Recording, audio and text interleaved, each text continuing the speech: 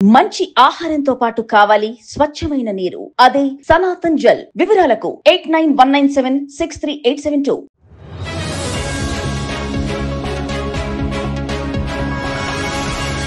మూర్తి గారు నమస్కారం. నమస్కారం అండి. Welcome sir. Welcome. Thank you so much. కాకపోతే సార్ ఇప్పుడంతా డిజిటల్ డిప్లొమసీ వచ్చిన కాలం, మొత్తం కాలం మారి ఇప్పుడంతా ఈ సాంప్రదాయ విధానం అనేది ఇంకా ఉపయోగపడుతుంది, సక్సెస్ అవుతుందా? హ్యూమన్ ఇంటర్వెన్షన్ ఉన్నంత కాలం ఎంత టెక్నాలజీ వచ్చినా ఓకే, మీరు నేను మాట్లాడుకోవాల్సిందే. ఓకే, ప్రజల మధ్య సంబంధాలే చివరికి స్ట్రాంగ్ ఫౌండేషన్. అవును, టెక్నాలజీ మాట్లాడుకున్నంత మాత్రాన ప్రాబ్లమ్ సాల్వ్ కావు. ఓకే. సో ఇప్పుడు ఈ ట్రాక్ టు డిప్లొమసీ అనేది గవర్నమెంట్స్ రెండు ఫెయిల్ అయినప్పుడు ఈ ఎన్జిఓలు కల్చరల్ ఆర్గనైజేషన్స్ మాట్లాడుకుని వాళ్ళు ఒక ఫోరం క్రియేట్ చేస్తారు. చాలా వార్స్ అన్ని ఎండ్ అయినవి, సీజ్ అయినవి, వార్స్ సీజ్ చేసినవి నార్వే లాంటి కంట్రీస్ చేసాయి, పీపుల్స్ డిప్లొమసీ క్రియేట్ చేసి. అవునా సార్? నార్వే చాలా కంట్రీస్లో ఉన్న వార్స్నే అలాగే అంతర్యుద్ధాలని ఆపిందండి. సీరియస్గా? అమ్మా, ఎవరికి తెలియదు సార్ ఇది. అవునండి. అలాగే కొన్ని కంట్రీస్ వాళ్ళు దౌత్యం ఎక్కడైనా ఫెయిల్ అయినప్పుడు వాళ్ళు ఇంటర్వ్యూన్ అయ్యి రెండు కంట్రీస్ మధ్యలో వచ్చి వాళ్ళు దౌత్యం చేసి వాళ్ళు ఇంటర్వెన్షన్ తోటి ప్రాబ్లమ్స్ క్రియేట్ చేసి ప్రాబ్లమ్ సాల్వ్ చేసి రిజాల్వ్ చేశారు. అద్భుతం సార్. అయితే కాకపోతే సార్ ఇప్పుడు నేను ఇంతకుముందు మనం అనుకున్నట్టుగా ఇదంతా యుద్ధాల ఎరా నడుస్తుంది. మూడో ప్రపంచ యుద్ధం వస్తుందేమో అనే భయం వేస్తుంది. ఇవి మనమే పాకిస్తాన్తో కొట్లాడుతున్నాం, రష్యా ఇంకో దేశంతో కొట్లాడుతుంది. ఇట్లా ప్రతి దేశం, అమెరికా కూడా ఎప్పుడెప్పుడు యుద్ధంలో దిగుదామని వీళ్ళు ఊరుతుంది. ఇట్లాంటి సిచ్యువేషన్లో ఇట్లాంటి శాంతి యత్నాలు, ఇట్లాంటి ఎన్జిఓ యాక్టివిటీస్ వల్ల ఉపయోగం ఉంటుందంటారా? డెఫినెట్గా అండి. ఎందుకంటే ఇప్పుడు ఏ కంట్రీ చూసుకున్నా వాళ్ళ నేషనల్ ఫస్ట్ పాలసీస్ వెళ్తున్నాయి. నా కంట్రీకి నేను ఎలా కాపాడుకోవాలి, నా కంట్రీ కూటమిలో ఎవరెవరు ఉంటారు. ఇప్పుడు ఏమైందంటే బైపోలార్ అయిపోయింది ఇప్పుడు దాకా. దీన్ని మన ఇండియా ఏముంటుందని పోలార్ చేయాలి. రెండు కూటములు వద్దు, అందరూ కలవాలి. గ్లోబల్ సౌత్ అంటున్నాం మనం. సౌత్ అందరూ వెనకబడి ఉన్నారు, వాళ్ళందరూ కలుపుకోండి. చిన్న చిన్న దేశాలు ఉన్నాయి, వాళ్ళందరూ కలుపుకోండి.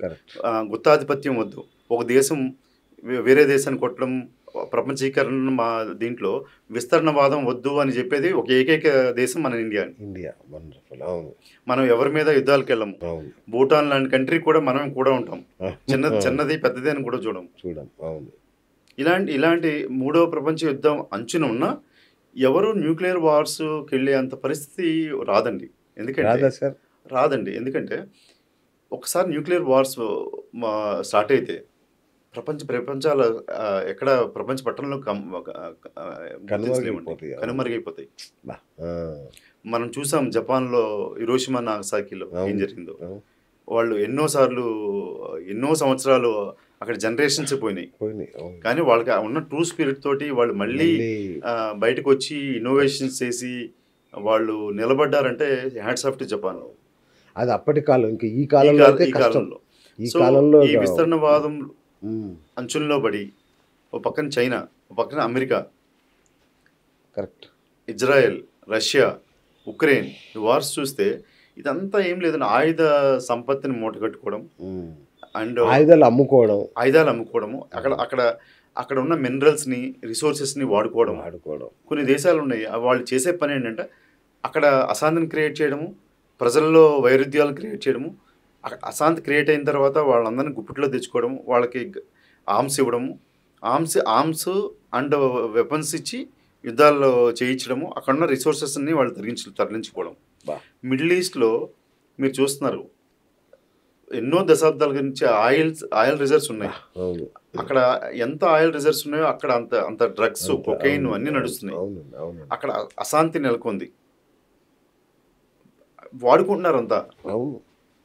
ఇట్లా అంటే మనం ఏం చేస్తాం దీని గురించి మా పాలసీస్ ఏంటంటే అక్కడ వాళ్ళు ఒక శాంతి సందేశము. ఇది ఇప్పుడు చివరికి ఏమంటే వారికి ఎండ్ అంటూ ఏదైనా ఉంటుందంటే ఆ పీస్ని ప్రివేల్ చేయడం ఎట్లా, వినాశనం లేకుండా, ఎంగేజ్మెంట్, డైలాగు లేకుండా ఏ యుద్ధం జరగదండి, ఏ యుద్ధం ఆగదు. అందుకని ఆ డైలాగ్ అనేది ముందు ఇనిషియేట్ చేస్తాం.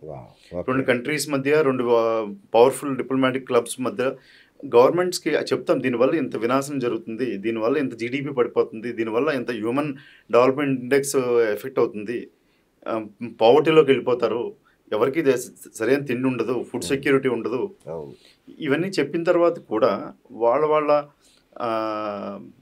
గుత్తాధిపత్యం ఇచ్చేసి యుద్ధాలు చేసి చివరికి కొన్ని దేశాలు లబ్ధి పొందుతున్నారు. అదే ఉగ్రవాదం వాళ్ళని బలి తీసుకుంటుంది కూడా. అంతే కదా, మీరు చూసారు అమెరికాలో ఏం జరిగిందో.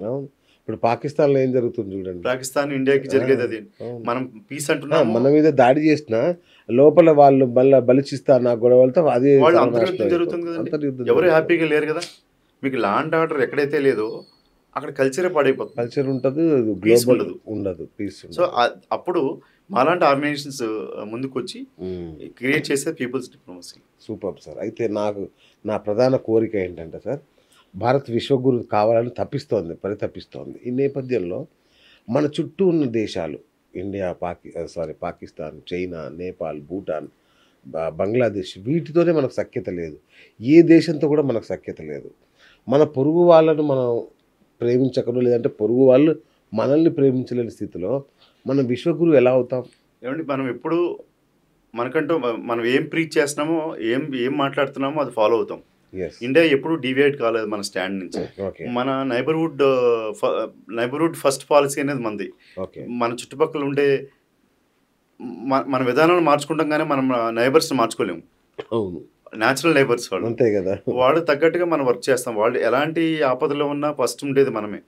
వాళ్ళు సునామీలు వచ్చినా, ఎర్త్కేక్స్ వచ్చినా, ఏ ఇష్యూస్ వచ్చినా, ఈవెన్ మొన్న ఒక కరోనా మహమ్మారిలో కూడా మనమే అందరికీ వ్యాక్సిన్ డిప్లొమసీ చేస్తున్నాం. మనం ఎప్పుడు ఏం ఆశించలే పక్క దేశాల నుంచి, మనం ఇచ్చుకుంటూ పోయాం. విశ్వగురు కాకపోతే ఇంకేంటి చెప్పండి.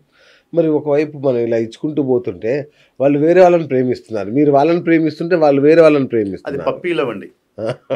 పప్పీ లవ్ అంటారు. అప్పటికప్పుడు నీకెంత నాకెంత, లాంగ్ స్టాండింగ్ ఉండదండి అది, ఒక విశ్వసనీయత లేకుండా. ఇప్పుడు అమెరికాతో చైనా స్నేహాన్ని, అమెరికాతో పాకిస్తాన్ స్నేహాన్ని ఎలా చూడాలి సార్? అవకాశవాదం అండి. అమెరికాకి పాకిస్తాన్ అంటే ఇష్టం కాదు, అది ఒక అవకాశవాదం. ఈ రీజియన్లో, మన ఏషియన్ రీజియన్లో ఒక స్తబ్దుగా క్రియేట్ చేసే విఘాతం, శాంతి భద్రతలకు విఘాతం కలిగించి, ఇక్కడే మనకి విద్వేషాలు రగరించి, ఇక్కడే ఆర్మ్స్ అమ్ముకుని మనని కలవకుండా చేస్తారు, చేసి వాళ్ళ పెత్తనాన్ని చలాయించుకుంటారు. సో మాల్దీవ్స్తో మన గొడవ చూస్తున్నాం ఇప్పుడు. అంటే ఎందుకు వచ్చిందంటే సందర్భం, మీరు మాల్దీవ్స్లో కూడా క్లబ్ స్టార్ట్ చేయబోతున్నారు. సో ఈ నేపథ్యంలో మాల్దీవ్స్తో మన గొడవ మొన్న చూసాము. ఈ నేపథ్యంలో మీరు ఏం చేస్తారు మాల్దీవ్స్తో? మీరు అబ్జర్వ్ చేస్తారో లేదో, పొలిటికల్ రెజ్యూమీస్ అక్కడ చేంజ్ అయ్యకొద్దీ ఒకళ్ళు ఒక స్టాండ్ తీసుకుంటారు.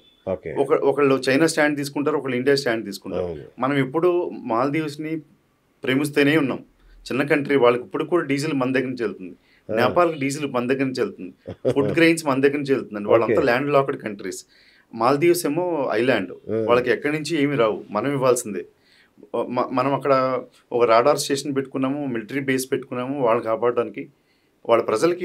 ఇండియా అవుట్ అని ఎందుకండి అది క్యాంపెయిన్ క్రియేట్ చేశారండి. ఎందుకంటే వాళ్ళకి ప్రో చైనా వెళ్ళాలని అనుకున్నారు. అనుకున్న తర్వాత ప్రో చైనా విధానాలు వాళ్ళు ఏం చేస్తారంటే, చైనా వాడు మీకు కావాల్సింది డబ్బు ఇస్తాడు, మీ కంట్రీని కొల్లగొడతాడు, లీజ్కి తీసుకుంటాడు, తర్వాత మిమ్మల్ని గెట్టేస్తాడు. సో వాడు శ్రీలంకలో చేశాడు, పాకిస్తాన్ ఒపెక్ దీంట్లో జరిగేది అదే, నెక్స్ట్ మాల్దీవ్స్లో జరిగేది అదే. వాళ్ళు కూడా భయపడిపోయి ఉన్నారండి. డబ్బులు తీసుకుంటే రోడ్స్, డ్యాములు కట్టిన తర్వాత అది రీపే చేయడము చాలా ఇబ్బంది. వాళ్ళ క్లచెస్లోకి వెళ్ళిపోతున్నారు, వాళ్ళ economic policy క్లచెస్లోకి.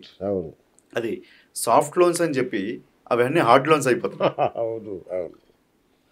Okay. So long స్టాండింగ్లో India ఎప్పుడు నమ్మదగిన మిత్రుడే. నేపాల్ అయినా, భూటాన్ అయినా, పాకిస్తాన్ అయినా, లేకపోతే బంగ్లాదేశ్ అయినా, శ్రీలంక అయినా, మనం అందరితోటి మంచిగా కోరుకున్నాం. వాళ్ళ దగ్గర నుంచి ఎక్స్పెక్టేషన్స్ ఏమి లేవండి, జీరో ఎక్స్పెక్టేషన్స్. మనకి ఎక్స్పెక్టేషన్ లేకున్నా చైనా ఇంటర్వెన్షన్ ఎక్కువైపోయేసరికి ఈ చిన్న చిన్న దేశాలు కూడా, భూటాన్, నేపాల్ కూడా మనకు దూరం అయ్యే పరిస్థితి కదా. వాళ్ళు రిలీజ్ అవుతున్నారండి. ముందు వెళ్తారు, ఏదో కొంత 100 మిలియన్ లేదంటే 200 మిలియన్ షార్ట్ టర్మ్ అవైల్ చేసుకుని ఆ రోడ్ వేస్తాము అవి చెప్తారు. చెప్పిన తర్వాత ఆ ప్రలోభాలకు ఎవరైనా, చిన్న కంట్రీ మన ప్రజలు బాగుపడతారేమో ఫండ్స్ ఉంటే అని చెప్పి అటువైపు వెళ్తారు. ఓకే. ఆ క్లచెస్లోకి వెళ్ళిపోయిన తర్వాత వాళ్ళకి అర్థమవుతుంది, రిలీజ్ అవుతారు. అవును. రిలీజ్ అయ్యి ఏదైనా అక్కడ విపత్తు వచ్చినప్పుడు ఇండియా ఫస్ట్ వస్తుంది. చేరుకునేది ఇండియానే. అవును. వాళ్ళకి ఏదైనా ఆపదలు వచ్చినప్పుడు మొన్న వరదలు వచ్చినాయి, ఇమీడియట్గా ఎన్డీఆర్ఎఫ్ టీంలు వెళ్ళిపోయినాయి. వాళ్ళకి ఏం కావాలో విత్ ఇన్ మినిట్స్ అండి ఎర్త్క్వేక్స్ వచ్చినాయి. 1 అవర్లో మన టీమ్స్ వెళ్ళిపోయి అక్కడ ఎన్డీఎంఏ టీమ్స్ వెళ్ళిపోయి వాళ్ళకి కావాల్సిన రిలీఫ్ అంతా చేస్తున్నారు. ఎన్నో ట్రక్స్ ఈ మీరు విమానాల్లో సైనిక విమానాల్లో వెళ్ళిపోయి వాళ్ళకి ఫుడ్, మెడిసిన్స్ కావాల్సిన సామాగ్రి అంతా టన్నులు పంపించి వాళ్ళు అడగలే, మనమే పంపించేసాం. అది మన మంచితనం. అంతే. దాన్ని వాళ్ళు బలహీనతగా తీసుకుంటున్నట్టు. బలహీనతగా తీసుకుంటే అక్కడ ప్రజలు గమనిస్తున్నారు కదండి ఎవరు అనేది.